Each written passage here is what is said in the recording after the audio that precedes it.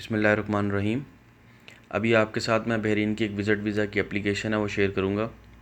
इसमें आप देख सकते हो उस वीज़ा की एक्सपायरी डेट और इशू डेट आपको नज़र आ रही है।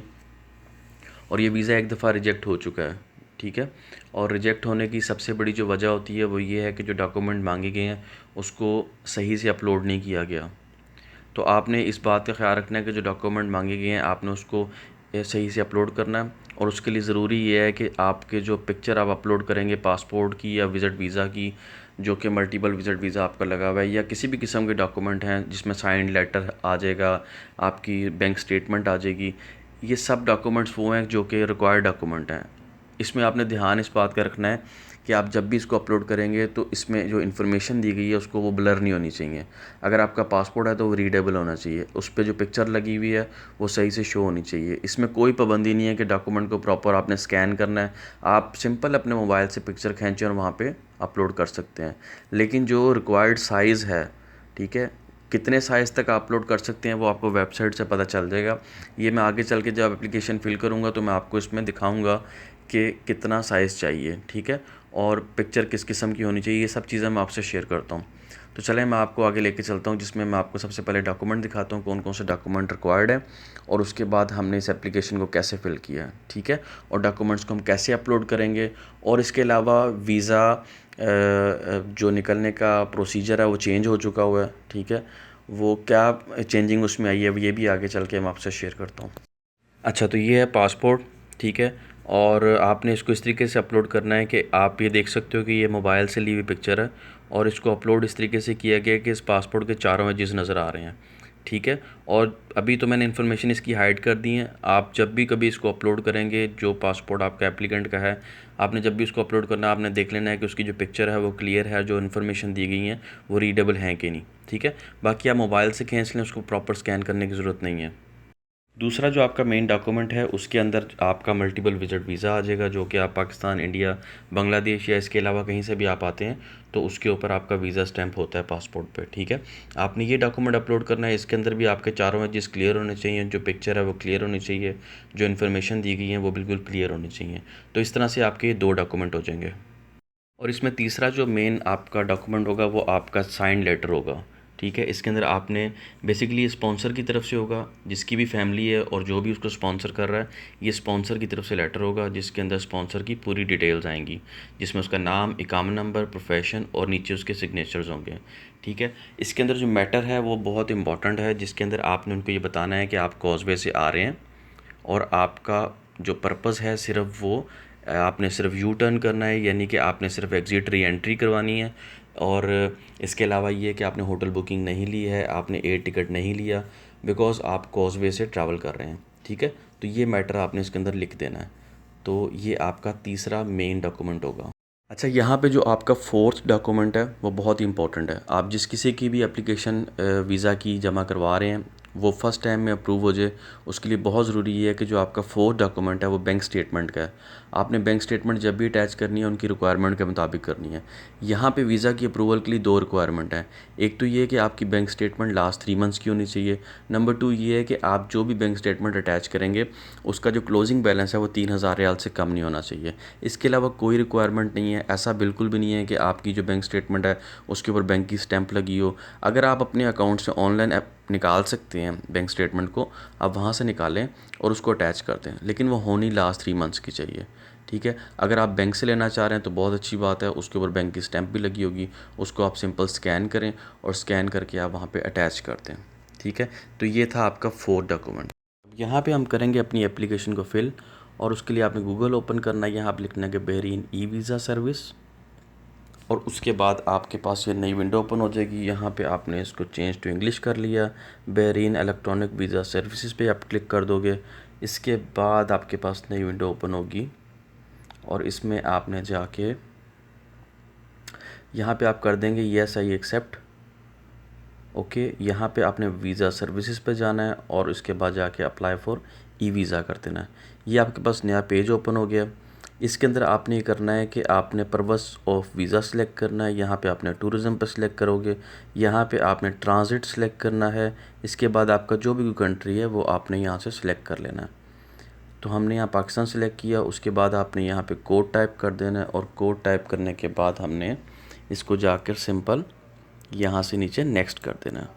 बाद आपके पास एक नई विंडो ओपन हो जाएगी जिसके अंदर आप देख सकते हो यहाँ पे 2 वीक्स का सिंगल एंट्री वीज़ा है और आपने इसको यहाँ से सिलेक्ट कर लेना है। सिलेक्ट करने के बाद आप इसको अप्लाई नाउ कर दोगे। अप्लाई नाउ करने के बाद ये हमारे पास विंडो ओपन होगी, यहाँ पे आई एक्सेप्ट कर दिया। इसके बाद आपके पास ये application for e visa Bahrain की एप्लीकेशन है और इसके अंदर रिक्वायरमेंट जो है वो आपका passport number, nationality, date of birth, country of birth, passport date और इसके अलावा आप देख सकते हो फैमिली नेम, गिवन नेम। अब ये फैमिली नेम और गिवन नेम ये आपके पासपोर्ट पे होता है, आपने इसको देख के ठीक तरीके से लिख देना है। इसके बाद आपका ऑक्यूपेशन आ जाएगा, जॉब आ जाएगा, प्लेस ऑफ वर्क आ जाएगा, ईमेल आपने बहुत देख के डालना है, टेलीफोन नंबर अपना देख के डालना है। इसके अलावा अगर आप फादर आपको स्पॉन्सर कर रहे हैं तो उनका नाम आ जाएगा, अगर हस्बैंड आपको स्पॉन्सर कर रहे हैं तो उनका नाम आ जाएगा। इसके बाद आपने जाकर यहाँ पे इंफॉर्मेशन को अब मैं यहाँ से फिल करना स्टार्ट करूँगा। ठीक है, तो यहाँ से मैं इसको शुरू करता हूँ। ओके, तो यहाँ पे मेरी इन्फॉर्मेशन फिल हो गई जो कि मैंने हाइड कर दी हैं। ठीक है, क्योंकि ये किसी की पर्सनल इन्फॉर्मेशन है इसलिए मैंने इसको यहाँ पे हाइड कर दिया है। सिंपल जब आपकी रिक्वायरमेंट्स पूरी हो जाएं, जो आपने इन्फॉर्मेशन दे दी है उसको एक दफ़ा रीड कर लें और नेक्स्ट करते हैं। यहाँ पे ये आपकी सारी इन्फॉर्मेशन दिखा रहा है और आपने इसको अच्छे तरीके से यहाँ पे पढ़ लेना है इस नोट को, और नोट को पढ़ने के बाद अगर इन्फॉर्मेशन आपकी ठीक है तो आपने इसको जाके नेक्स्ट कर देना। अब यहाँ मैंने इसको नेक्स्ट कर दिया है। नेक्स्ट करने के बाद अब आपके ये वो रिक्वायर्ड डॉक्यूमेंट आ गए हैं जो कि आपने बहुत देख के यहाँ पे एंटर करने हैं, जिसके अंदर पासपोर्ट है। सबसे पहले पासपोर्ट हम एंटर करेंगे, तो यहाँ से आपने इसको ब्राउज़ कर लेना है। जहाँ पे कहीं पे आपने पासपोर्ट को सेव किया हुआ है आपने उस फोल्डर पे चले जाना है। ठीक है, और वहाँ से हम जाके पासपोर्ट को सेलेक्ट करेंगे और यहाँ पर जाके अटैच कर देंगे। तो यहाँ से मैंने इस फोल्डर को सेलेक्ट किया, यहाँ पे पासपोर्ट पे गया और जाके पासपोर्ट को यहाँ पे अटैच कर दिया। अब इसके बाद जो दूसरा डॉक्यूमेंट है वो हमारा रिटर्न एयर टिकट है। अब मैंने आपको बताया था कि रिटर्न एयर टिकट की जगह पे आपने साइन लेटर अटैच करना है। ठीक है, क्योंकि उसके अंदर हमारा मैटर लिखा हुआ है कि हम कॉजवे से आ रहे हैं, तो हमने यहाँ पर साइन लेटर को अटैच कर दिया। साइन लेटर अटैच करने के बाद होटल बुकिंग आती है, यहाँ पर भी आपने सेम वही काम करना है, आपने साइन लेटर को अटैच कर देना है। तो यहाँ पर साइन लेटर अटैच कर दिया। इसके बाद जो हमारी फोर्थ ऑप्शन है वो बैंक स्टेटमेंट है। अब बैंक स्टेटमेंट में मैंने जो आपको जो तरीका बताया था उसके हिसाब से आपने बैंक स्टेटमेंट को यहाँ पे अटैच कर देना। तो ये मैंने बैंक स्टेटमेंट को यहाँ पे अटैच कर दिया। अब अदर डॉक्यूमेंट के अंदर आपका फैमिली का मल्टीपल विजिट वीज़ा है और हस्बैंड का इकामा कॉपी है या फादर की इकामा कॉपी है, तो यहाँ से हम इसको ऐड कर लेंगे। तो ब्राउज़ पे जाएंगे, ब्राउज़ पे जाने के बाद यहाँ पे मैं अब मल्टीपल विजिट वीज़ा एंटर करूँगा और यहाँ से मैंने मल्टी विज़िट वीज़ा जो आपका पासपोर्ट पे लगा हुआ है पाकिस्तान से आते हुए उसको सिलेक्ट किया और सिलेक्ट करके यहाँ पे अटैच कर दिया।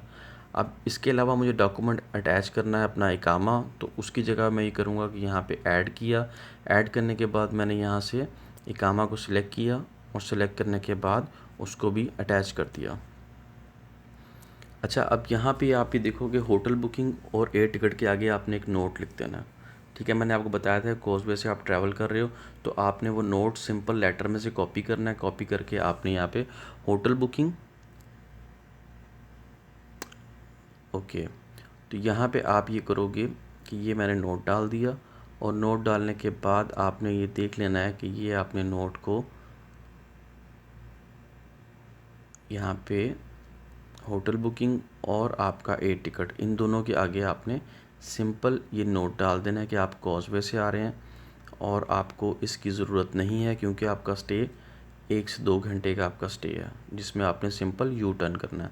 तो एक छोटा सा नोट आप लेटर से कॉपी कीजिएगा और कॉपी करके यहाँ डाल दें। अब यहाँ पे आप भी देखेंगे ये फ़ाइल के मैंने आपको साइज़ बता रहा हूँ जिसके अंदर आपने जो भी कोई फ़ाइल अटैच करेंगे वो 2 MB से ज़्यादा नहीं होनी चाहिए। ये आपके सामने है सारे साइज़, कोई भी साइज़ 2 MB से ज़्यादा नहीं है। अब यहाँ पे एक एक करके आप चेक कर लो, जो आपने डॉक्यूमेंट अटैच किए हुए हैं वो आपको यहाँ पे शो हो जाएगा। आप व्यू पे क्लिक करोगे तो आपने पासपोर्ट यहाँ पे देख सकते हो। इसके अलावा आपने जो भी डॉक्यूमेंट एक एक करके आप सारे चेक कर सकते हो। तो सिंपल ये देखें यहाँ पे पासपोर्ट अटैच हुआ हुआ है, मैंने इसको वेरीफाई कर लिया। यहाँ पे आप होटल बुकिंग की जगह पे लेटर अटैच किया था, इसको भी यहाँ से वेरीफाई कर लिया, लेटर अटैच हुआ हुआ है। यहाँ पे एयर टिकट की जगह पे भी मैंने लेटर अटैच किया था, उसको भी वेरीफाई कर लिया। इसके नीचे बैंक स्टेटमेंट है, इसको भी यहाँ से हमने वेरीफाई कर लिया। अब इसके बाद नीचे मल्टीपल विजिट वीज़ा है, ठीक है, तो इसको भी हम यहाँ से वेरीफाई कर लेते हैं। तो ये मल्टीपल विजिट वीज़ा, इसको वेरीफाई किया और ये बिल्कुल अटैच है। इसके बाद इकामा कॉपी है, इसको भी वेरीफाई कर लिया, ये भी अटैच है। अब यहाँ से मैं इसको नेक्स्ट कर दूँगा। नेक्स्ट करके आप नेक्स्ट पेज पे चले जाओगे, तो यहाँ से हमने इसको नेक्स्ट कर दिया। अब नेक्स्ट करने के बाद ये आपके पास वीज़ा इन्फॉर्मेशन आ गई, ठीक है। और आप यहाँ देख सकते हो कि जैसे ही हमने इसको नेक्स्ट किया तो ये रेफरेंस नंबर दे रहा है, नेशनैलिटी दे रहा है। यहाँ पे हमने इसकी पेमेंट कर देनी है,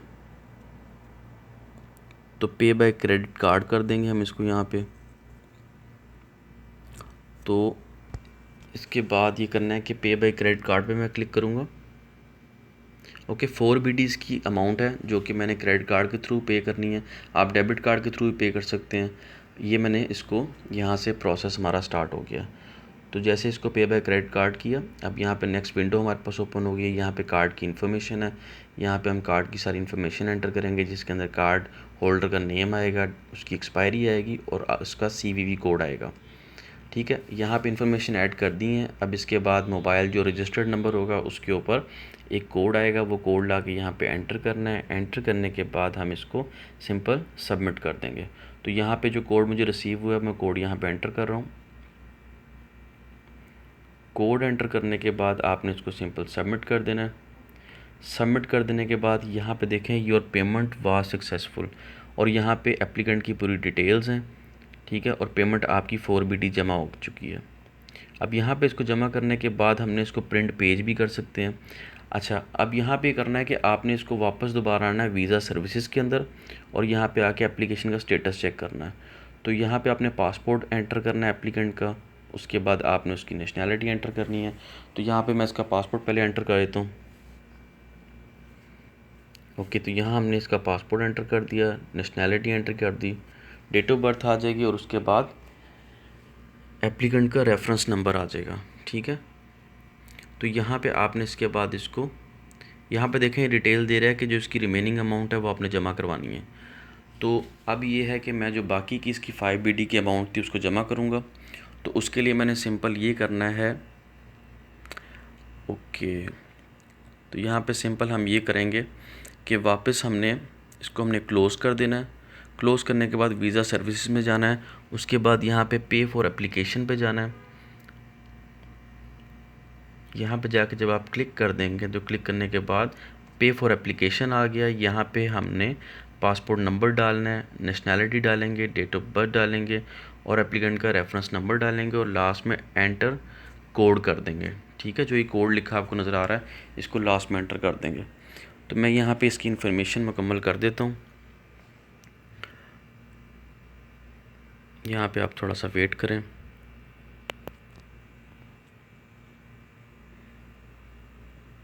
यहाँ पे मैं कोड एंटर करूँगा, SWWRH, ठीक है जी। तो कोड एंटर करने के बाद सबमिट कर दिया।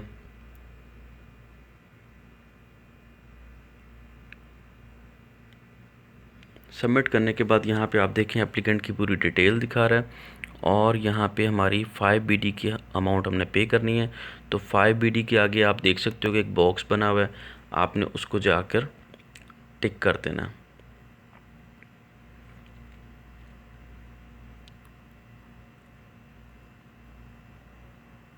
यहाँ पे इसको टिक किया और पे कर दिया।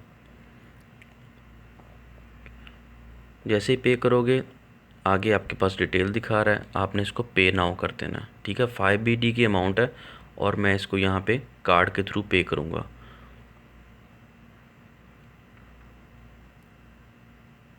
यहाँ पे मैंने इसको पे नाउ कर दिया। अब यहाँ पे आप देख सकते हो वापस वही कार्ड की डिटेल मांगेंगे, तो वो कार्ड की डिटेल्स हमने इसको यहाँ पे दे देनी है। सेम कार्ड नंबर आएगा, एक्सपायरी डेट आएगी, कार्ड होल्डर का नेम आएगा और CVV कोड। ये सब कुछ देने के बाद 5 BD की अमाउंट है उसको हमने पे कर देना है। तो यहाँ पे मैं कार्ड की इन्फॉर्मेशन एंटर कर देता हूँ।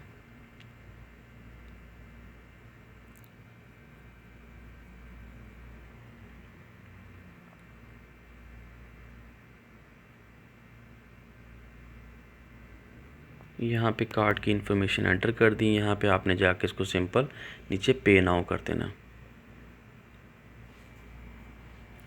तो पे नाउ करने के बाद यहाँ पे आपको थोड़ा वेट करना पड़ेगा।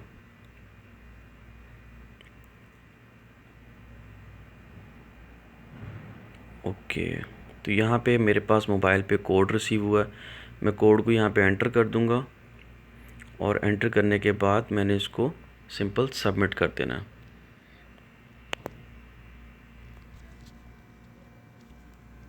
ओके, तो यहाँ पे आप देख सकते हो कि कोड एंटर कर दिया और कोड एंटर करने के बाद सबमिट कर दिया। यहाँ पे मेरी अमाउंट जमा हो गई है और यहाँ से अब ये इन्फॉर्मेशन दिखा रहा है your payment for successful. Okay ठीक है, पेमेंट जमा हो चुकी है। अब यहाँ पे देखें एक ऑप्शन ऐड हो गई है प्रिंट वीज़ा। अब मैं इसको यहाँ से जाके सिंपल प्रिंट वीज़ा भी कर सकता हूँ। इसके पहले ये इन्फॉर्मेशन प्रिंट वीज़ा की नहीं आती थी। अब ये नई इन्फॉर्मेशन ऐड की इन्होंने प्रिंट वीज़ा की। यहाँ से आप वीज़ा का प्रिंट कर सकते हैं, ठीक है। और यहाँ से आपकी PDF फाइल नीचे आ गई है, इसको आप ओपन कर सकते हैं। इसके पहले ये इन्फॉर्मेशन हमें ईमेल के थ्रू मिलती थी और हम ईमेल पर जाके लिंक पे क्लिक करते थे और वहाँ से हम जाके अमाउंट को पे करते थे और उसके बाद हमें वीज़ा का फ़ाइनल प्रिंट मिलता था। तो ये मेन चेंज जो अब आया है वो ये है कि आपको यहीं पे आपने जैसे ही अमाउंट जमा करानी है उसके बाद आपको प्रिंट वीज़ा की ऑप्शन यहीं पे आ जाएगी, ठीक है। तो ये आपके सामने शो हो रहा है, ये हमारा फ़ाइनल प्रिंट है वीज़ा का। इस तरीके से आपको ये प्रिंट मिल जाएगा। तो ये एक चेंज था जो मैं आपसे शेयर करना चाह रहा था कि वीज़ा को अभी जो है वो आपको ईमेल नहीं आएगी। अगर किसी को ईमेल नहीं आ रही तो इसके लिए परेशान मत हो। उसके लिए सिंपल वो ये करे कि यहाँ पे जिस तरीके से मैंने आपको बताया इस तरीके से आप सिंपल जाके वीज़ा हासिल कर सकते हैं। आप ईमेल का बिल्कुल भी वेट मत करें। ओके, तो ये एक प्रोसीजर था, आप इसको फॉलो करें। Thank you.